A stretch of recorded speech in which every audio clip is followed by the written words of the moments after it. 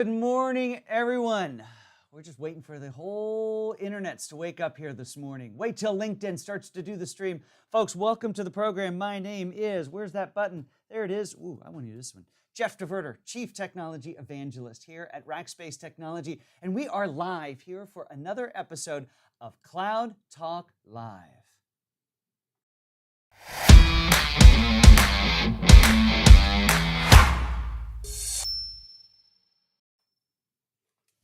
Well, welcome to the program, everyone. I am live here this morning from Las Colinas, Texas, which is really just a little fancy part of Dallas. So here for Rackspace's sales kickoff.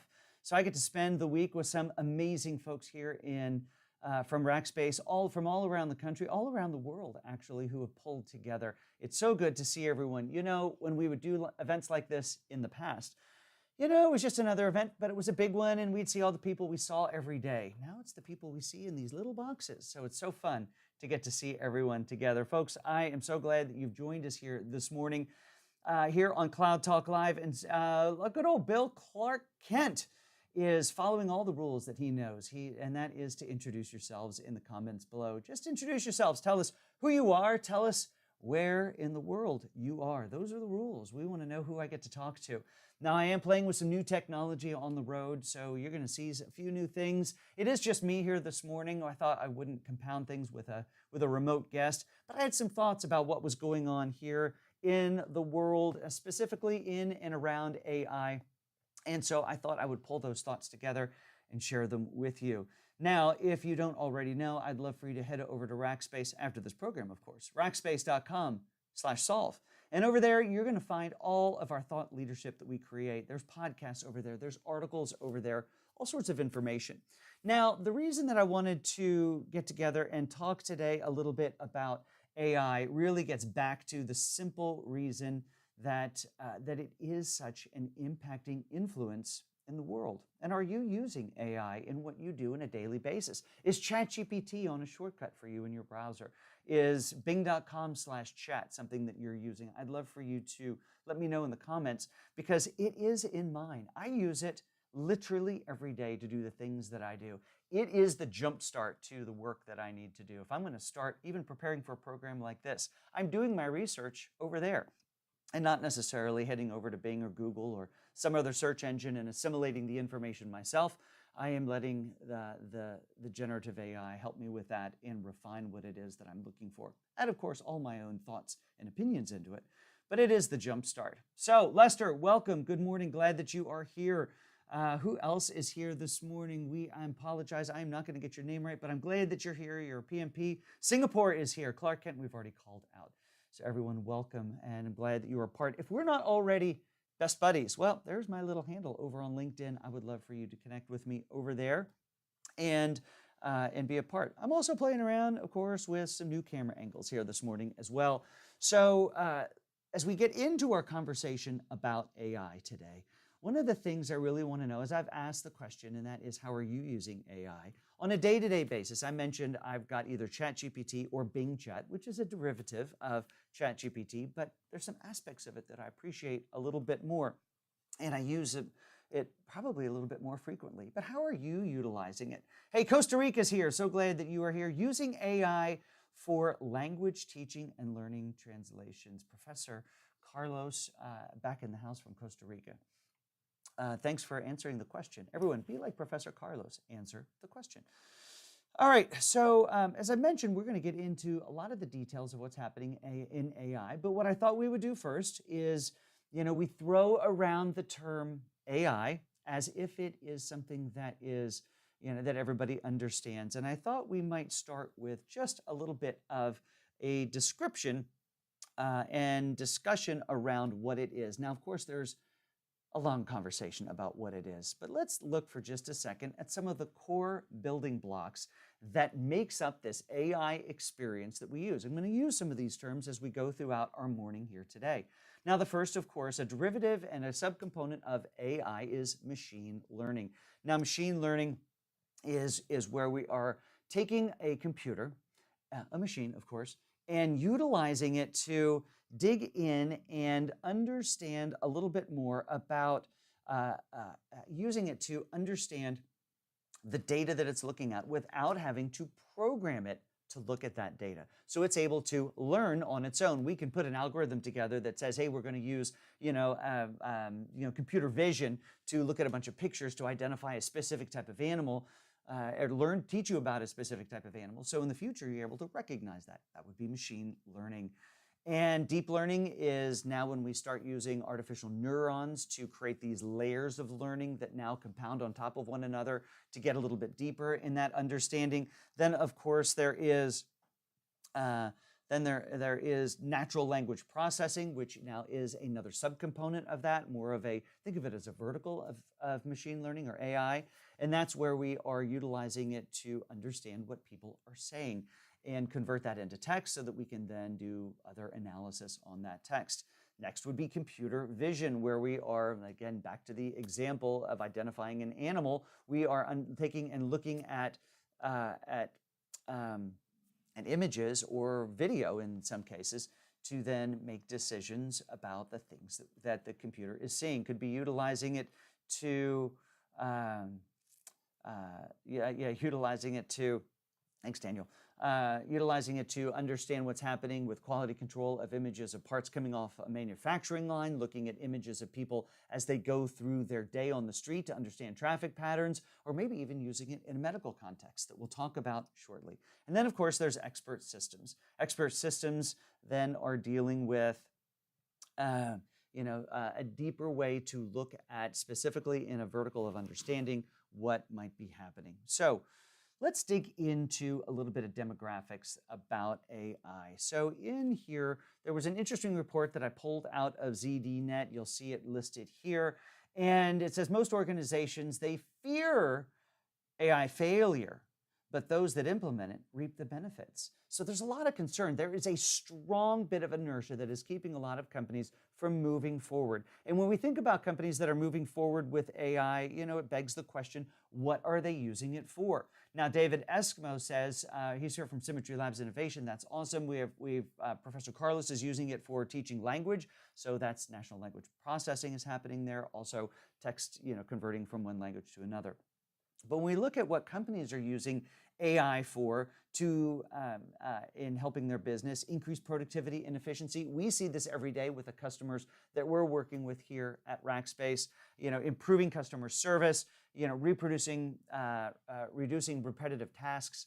There's all sorts of great ways that AI is a great companion. And we talk about this a lot here at Rackspace, where AI really should be looked at as a tool for helping people be better at the things that they do, as opposed to replacing people. It makes people more efficient, less error prone. It helps take away the repetitive tasks, helps individuals really focus on those creative, specific things that they use that helps them be better at what they do. I already mentioned that I'm using AI on a daily basis here to help out in the things that I do, whether that's writing an email, whether that is summarizing content that is on a screen. Yes, I do that absolutely every day. If I'm doing research into a topic, and I will go into a page that has a whole lot of text on it. If you're using an Edge browser, you can use the Bing Copilot. It's up in the right-hand corner of that browser. Click on that, ask it to summarize the content on the page, and then ask questions about the content on the page. Maybe it really is super helpful. I'll even use that with a PDF as well, because you can bring it up in a browser, which is really helpful. All right, let's go back to looking at some of this content, because now I want to get into some specific examples of where AI is being used. So let's take a look at this. One way that it's being used is helping to unlock the value of supplemental health plans. Who doesn't love dealing with insurance? I hate dealing with the minutia of that. And that it really is the key word to talk about here, and that is minutia. Because when thinking about all the things that your insurance coverage covers and what it doesn't, can actually be a really difficult thing to do. Oftentimes, it takes long conversations on the phone with people who are really just combing through PDFs maybe as well. But if you can get a description about everything that's covered, well, you can use AI. In fact, there's a company that's doing that to help figure out where the gaps are and what supplemental coverage would be helpful. This is a great example. I often say that utilizing AI to help look for the needle in the haystack or the needle in the needle stack to figure out where the challenges and benefits are of specific bits of data. In this case, it's health data. how do we figure out what my health conditions are, apply that to my current coverage, and where are the gaps? That's a really interesting use case. So let's take a look at another one. And this one is super interesting because, folks, when we think about AI, oftentimes we're thinking about it in the context of deep tech. Ooh, AI, robots that learn, that take over the world. Well, again, I mentioned where AI is at its best is when AI is helping people be better, solve real-world problems like overfishing in the world's ocean. This company called OceanMind is utilizing AI to figure out what parts of the ocean are being overfished. How is AI doing that, you ask? Well, back to the example, looking for needle in the needle stack. And they are looking at all sorts of data, transponder data from fishing vessels, open information that they can get, looking at cell phone pings, looking at all sorts of other open source data that they can correlate together and then ultimately track where ships are, where they're spending extra time where maybe they shouldn't, and then sending authorities out to help make sure that they aren't doing something illegal like overfishing an area where they don't have a permit or nobody should actually be fishing.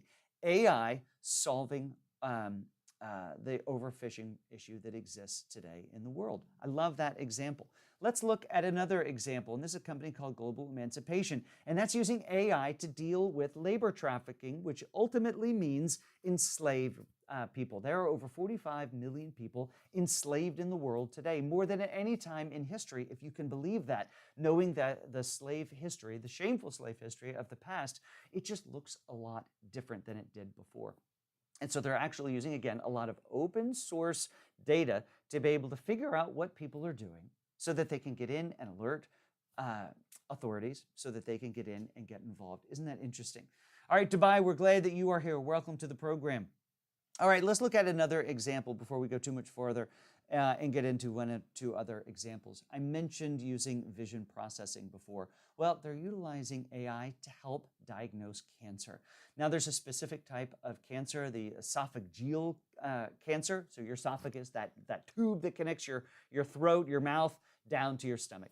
And esophageal cancer, apparently, once it's identified through normal means, ultimately, there is only a 20% survival rate after 4 years unless it's caught early. And you know how they catch it early? By utilizing AI to look at images from an esophageal probe, basically sticking something down your throat. Nobody's excited about that. But if it ultimately means early detection, then by all means, let's go ahead and do that. But being able to, we think about AI and evolving an image over time. Well, it can actually look at that in reverse as well, and then look at those precursors that might show up inside of somebody's throat. These are the things that really start to get super interesting when you think about use cases for AI. Now let's talk about AI in the context of the day-to-day. I've already mentioned ChatGPT or Bing Chat, bing.com/chat, super useful. I mentioned before also that we're glad you're here. I mentioned before also that I tend to use Bing a little bit more than I will use ChatGPT. Now, of course, it's using the underlying same engine, but the way that Microsoft has put wrappers around that, it cites the information in a more thorough context, and that's ultimately what I'm using it for. I don't want it to do the work for me.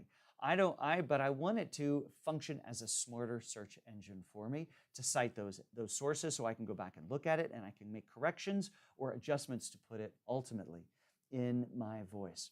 So folks, that's really what I wanted to cover here this morning in today's Cloud Talk Live.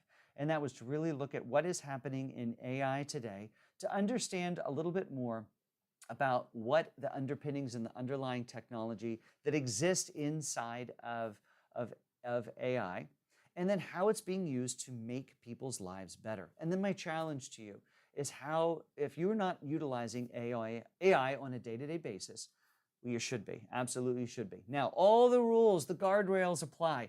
Don't put private data out in the public world. Don't put corporate data that shouldn't be shared out in the public world. Researching interesting topics and understanding and knowing them better, absolutely utilize it. For instance, maybe there is an item that you want to buy and you're going to do some research on it. You know what I'd recommend? I'd recommend going out to bing.com/chat because that is an open connection out to the internet. I would say, what's that thing you want to learn? Maybe it's a new SSD drive for your laptop. Well, put your question into there. What are the top 5 pros and cons, or best products that are out there in that are SSD drives, get listed in a table by pros and cons and price. And it will absolutely create that information for you, give you the links back to where it found it, and give you a starting block for where you should go to do that work. These are ways, tangible ways, that AI can make a difference in your day, every day. All right, folks, so glad that you are came and be a part of the program here today. Again, my name is Jeff DeVerter. I am the Chief Technology Evangelist for us here at Rackspace Technology. I work as part of the Office of the CTO. And if you'd like to get a hold of me, you have any questions about any of the things that we talk about here, of course, you can just connect with me over on LinkedIn and send me a message. I'd love to hear from you, and I'd love to be able to engage with you. In fact, we could even get on the phone and have a chat. Not interested in being sold, but I'm interested in engaging in a deep conversation with you. So let's go ahead and reach out. So for that, folks, this is going to do it for this week's quicker episode, solo episode live from Dallas, Texas. So glad that you are a part of this program with me here this morning. Again, my name is Jeff DeVerter. I'm the Chief Technology Evangelist here at Rackspace Technology, and I'll see you again here next week on Cloud Talk Live.